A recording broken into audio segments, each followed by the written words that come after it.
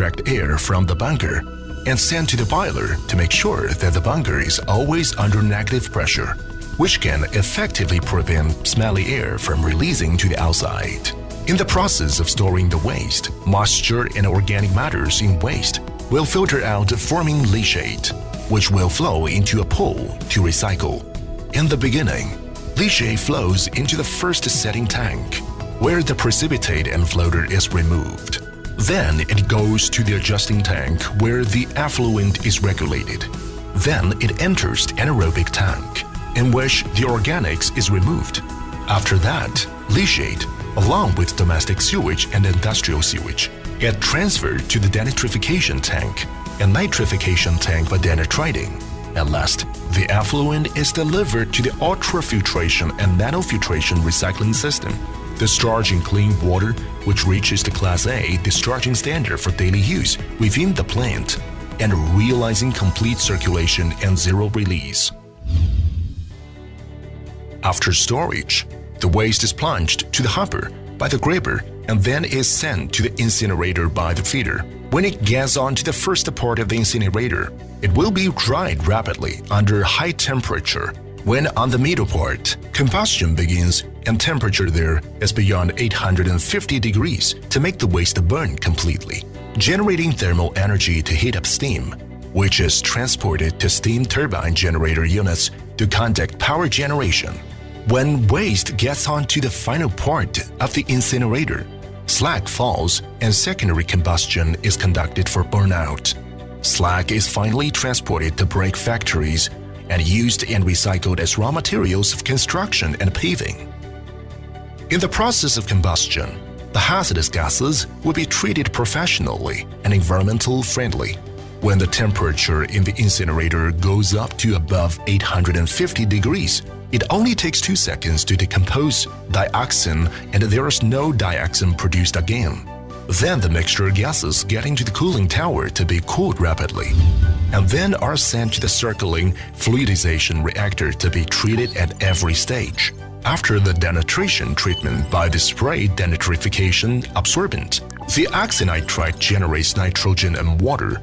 After the denatration, hydrogen chloride, hydrogen sulfide, and other acid gases go through the spray treating agent, generating calcium chloride, calcium sulfite, and other solid substances, which will fall down to the bottom and get into the ash bunker. After salinization, particulate heavy metals and dioxin will experience absorption through spray sorbent. The remaining gases get into the bag-type dust collector, where the powder will be filtered. The hazardous remains in the ash bunker will form stable composites after the treatment of chelation and solidification. The composites will be sent to the special landfill to be treated. At last, the pollutant emission becomes harmless, protecting the environment to the largest extent. We have been focusing on investing and operating waste-to-energy projects, manufacturing and supplying core equipment for waste-to-energy projects. With strong technical strength and thorough service system, we render our customers with package services of professional consulting, project design and engineering, equipment supply, investment and construction, operation and maintenance. Professional and tailored solutions will be provided. By far, we have invested over 10 waste-to-energy projects, disposing more than 11,000 tons waste daily. Upon completion of the projects, total daily power generation can meet the demands of 300,000 residents. We actively respond to the green development concept of China's 13th Five-Year Plan, continuously expand our overseas market and export more energy-saving and environmental-friendly equipment developed by ourselves, state-of-the-art techniques and services to more countries and regions. The quality of our products and services are praised by customers at home and abroad. CWPC signed an EPCC contract, a 36-megawatt waste-to-energy project with Peterborough Green Energy Limited, amounting £346 million. VKE Chiang Mai 1/600 tons per day waste-to-energy project, Thailand. VKE Banslak 1/600 tons per day waste-to-energy project, Thailand. WPC Colombo 2 by 350 tons per day waste to energy project Sri Lanka. Zigong 2 by 400 tons per day waste to energy project Sichuan, China. Guangyuan 2 by 350 tons per day waste to energy project Sichuan, China. Guang'an 2 by 300 tons per day waste to energy project Sichuan, China. Zhangye 2 by 300 tons per day waste to energy project Gansu, China. Jiamusi 2 by 500 tons per day waste to energy project Heilongjiang, China. Yuling 2 by 400 tons per day waste to energy project Guangxi, China.